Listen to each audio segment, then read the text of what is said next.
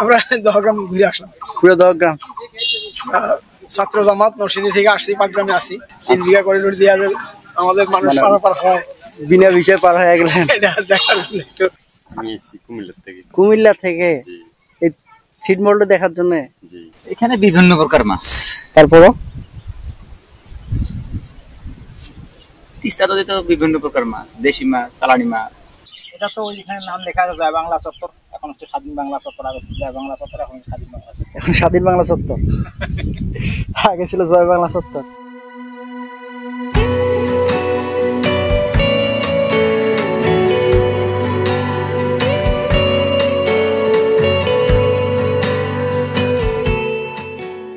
বাংলাদেশের রংপুর হচ্ছে উত্তরবঙ্গের বিভাগ, তাই এই বিভাগে লালমনিরহাট হচ্ছে সীমান্তবর্তী জেলা। এই জেলার উত্তরে একটি থানা, যার নাম হচ্ছে পাটগ্রাম। আর এই পাটগ্রাম থানা থেকে 9 কিলোমিটার দূরে অবস্থান একটি ছিটমহল, যার নাম হচ্ছে 3 বিঘা করিডোর।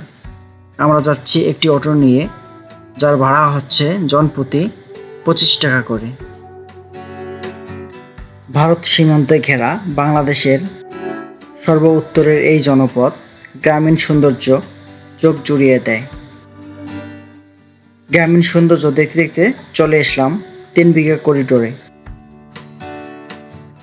3 বিঘা করিডোরটি ভারতের আওতাধীন, যা বাংলাদেশকে 99 বছরের জন্য লিজ দেওয়া হয়েছে।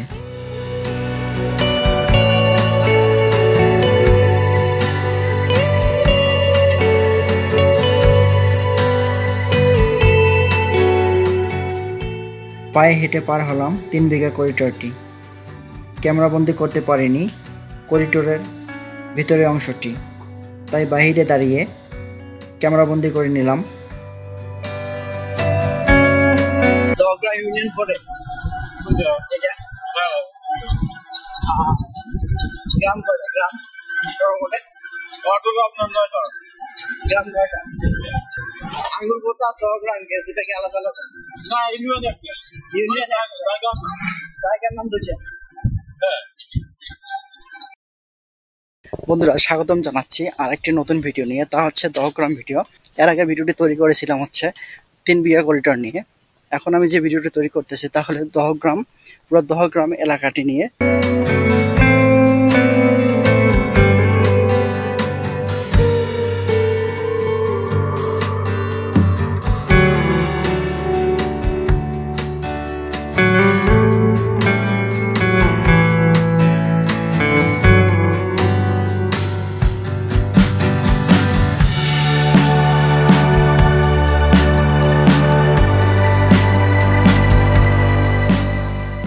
দহগ্রাম এবং আঙ্গুরপোতার ছিটমহলটির শেষ মাথায় একটি বাড়ি রয়েছে, যা আঙ্গুরপোতা 0 কিলোমিটারের সাথে।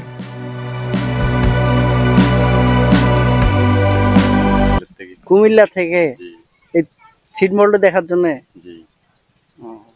কতটুকু দেখলেন আপনি? দেখছি অনেক জায়গায় দেখছি। ওই আপনার 3 বিঘা করিডোর বুড়িমারি গেছিলেন আপনি 0 পয়েন্ট দেখার জন্য?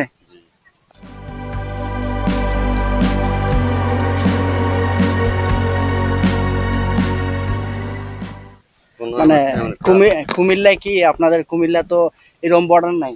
না না, কিচ্ছু নেই, বর্ডার থাকলো বহু দূর। কুমিল্লার সদরে আপনাদের বাড়ি? জি, সদরে। কুমিল্লা থেকে আপনার ওই যে গাড়ি যায়, এটা কি বাংলাদেশের গাড়ি? না না, ওটা ইন্ডিয়ান গাড়ি যাচ্ছে। রাস্তা ইন্ডিয়ার, ওই রাস্তাটা ইন্ডিয়া। এটা এদিকে আছে শিলিগুড়ি, জলপাইগুড়ি। এই সামনে বাজারটা, যে ভারতের সামনে বাজারটা, চাংড়াবান্ধা, মেকলিগঞ্জ, এগুলাই পড়ছে আর কি এই সাইডটা। জলপাইগুড়ি তো একটু দূরে আছে। না, এই সাইডটাই পড়ছে। এই সাইডটা মানে জলপাইগুড়ি, মেকলিগঞ্জ, এদিকে মাথাভাঙ্গা, শিলিগুড়ি হলো আপনার ইয়াতে। বুড়িমারি থেকে আরো প্রায় কয় কিলোমিটার? 80 কিলো হবে শিলিগুড়ি। বন্ধুরা, আমি এখন যে স্থানটিতে দাঁড়িয়ে রয়েছি তা হচ্ছে দহগ্রাম আঙ্গুরপোতা। আমি এখন আঙ্গুরপোতার 0 পয়েন্টে দাঁড়িয়ে রয়েছি। আর আমার পেছনে হচ্ছে চা বাগান। এই চা বাগানটা হচ্ছে ভারতের সীমানায়।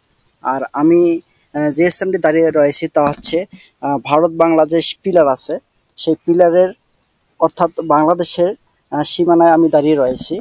আমার আমার সামনে হচ্ছে চা বাগান, ভারতের চা বাগান, আর এদিকে হচ্ছে বাংলাদেশ।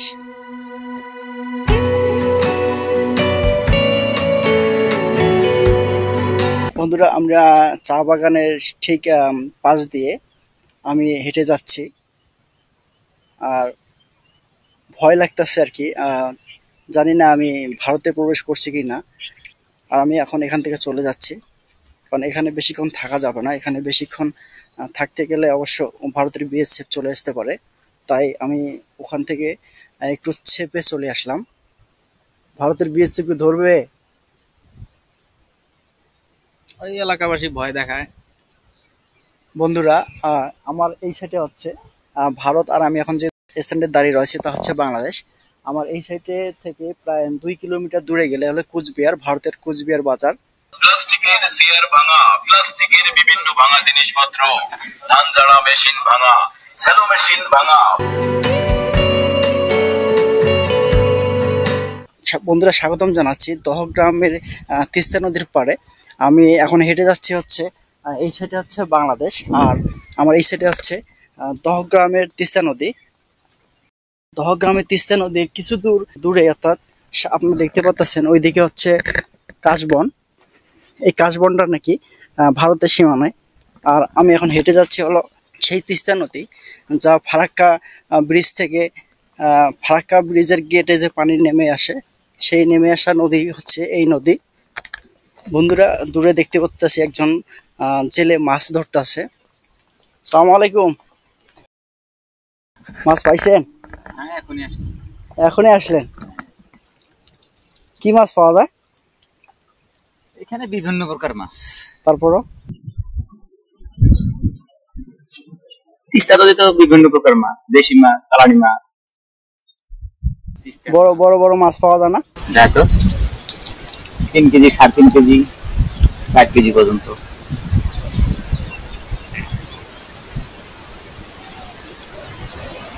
মাছ কি নিয়ে যা বিক্রি করেন? না, খাওয়ার জন্য। খাওয়ার জন্য। বন্ধুরা, দেখতে পেলেন যে এরকম জাল সারাদিন টেনে হয়তো বা বড় মাছের আশা করে তারা থাকে, কখন একটি বড় মাছ তাদের জালে ধরা পড়বে, সেই মাছটি নিয়ে যে তাদের ফ্যামিলির সাথে সমানভাবে ভাগাভাগি করে খাবে, এটা তাদের প্রত্যাশা। এবং সারাদিন এইভাবে জাল টেনে মাছ শিকার করে এই দহগ্রাম এলাকার মানুষ। ওই যে সামনে যে ইয়েগুলো দেখা যাচ্ছে, এটা ভারত? কাশিয়াগুলো ভারত। কাশিয়াগুলো ভারত? আর কত মানে কাশিয়াগুলো ভারত না আরো ভেতরে যাওয়া লাগে? আরো ভিতর মেলা। তাহলে কাশিয়াগুলো কিছুটা বাংলাদেশে পড়ছে? পরে নেই, পরে নেই, একদম ভারতে পড়ছে। ঘন্টা আছে না? হ্যাঁ, ওই যে ঘন্টা, হ্যাঁ, ওদিক দিয়ে প্লেয়ার, ওদিক দিয়ে চলে গেছে। ওই লোকটা মাছ মারতেছে না, ওই লাগছে মাছ মারেছে। হ্যাঁ, আর ওই কয়েকদিন ঢুকিয়া ওদিকে চলে গেছে, ওদিকে টান হ্যাঁ ঢুকছে। ওই সামনটা যে আছে ওইটাকে বাংলাদেশ থেকে আসছে না ভারত থেকে যাচ্ছে? ওইটা কোনটা? ওই সামন যে সামনে দেখা যাচ্ছে, ওইটা? হ্যাঁ, ওটা তো ভারত। ওটা ভারত? হুম। মানে ভারত থেকে ঢুকছে বাংলাদেশ, বাংলাদেশ থেকে আবার হ্যাঁ তিস্তা ব্যারেজ, হ্যাঁ, তিস্তা ডালিয়া। ডালিয়া।